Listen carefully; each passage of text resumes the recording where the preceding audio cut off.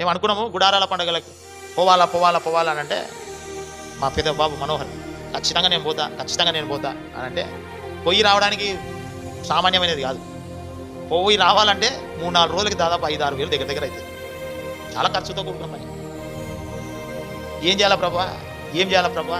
ప్రభా అని ఆలోచన చేస్తుంటే రాత్రి రాత్రి 12 గంటలకు ట్రైన్ ఎక్కాలంటే కూడా మేము మరుసటి రోజు రాత్రి 12 గంటలకు అంతవరకు టికెట్లు బుక్ చేయలేదు. ఎందుకు బుక్ చేయలేదంటే అంత సున్నా ఉంది. బావడేమో పరిగెత్తుతున్నాడు, నేను పోతా అని అన్ని పరిగెత్తుతున్నాడు. పాశ్రం అంటది లేక బాబు అడుగుతున్నాడు పోదాం దానండి. నువ్వు పోదామంటారు, వాళ్ళు పోదామంటారు. ఈడ సున్నా ఉందే.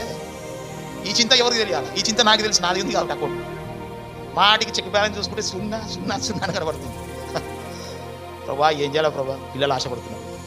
ప్రభా అంటాడు నా కార్యాలు నువ్వు చేస్తే నీ కార్యాలు నేను చేస్తాను. ఆమేన్. హల్లెలూయా. నేను ఒకటే ప్రభా నీ పని నేను చేస్తున్నా, నా పని మీరు చేయండి. ఎందుకు చింతిస్తావు? రాత్రి 12 గంటలకు ట్రైన్ ఎక్కాలి. 12 గంటలకు ట్రైన్ ఎక్కాలి. ప్రార్థన చేసినప్పుడు దేవుడు అద్భుత రీతిగా దేవుడు కార్యాలు చేశాడు. ఆమేన్. హల్లెలూయా. అప్పటికప్పటికి సమృద్ధి, ఆ రోజు వెళ్ళడానికి ముందు సమృద్ధిని నాకు అనుగ్రహించి క్షేమంగా వెళ్ళి ఆ 2 రోజులు అక్కడ పాల్గొని తిరిగి క్షేమంగా మమ్మల్ని నడిపిస్తాను. ఆమేన్. హల్లెలూయా. ఎందుకు చింతిస్తావు అనే జనులాగా? మొదట ప్రాధాన్యత ఎవరికి ఇవ్వాలా?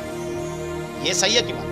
ఆయన కొరకు మనం కష్టపడితే, ఆయన పని కొరకు మనం నడిపింపబడితే అన్నీ కూడా మన పక్కకే వచ్చేస్తాయి. ఆమేన్. హల్లెలూయా. అందుకనే ప్రభు అంటున్నాడు, నీవు ఏమి తిందుమా, ఏమి త్రాగుదుమా, ఏమి చేసుకుందామా అని పక్కకు పెట్టి మొదటగా నా కొరకు నువ్వు ప్రయత్నం చేయి.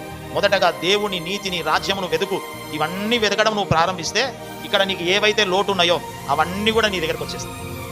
లోటు లేని వాడిగా దేవుడు చేస్తాడు. ఆమేన్. హల్లెలూయా.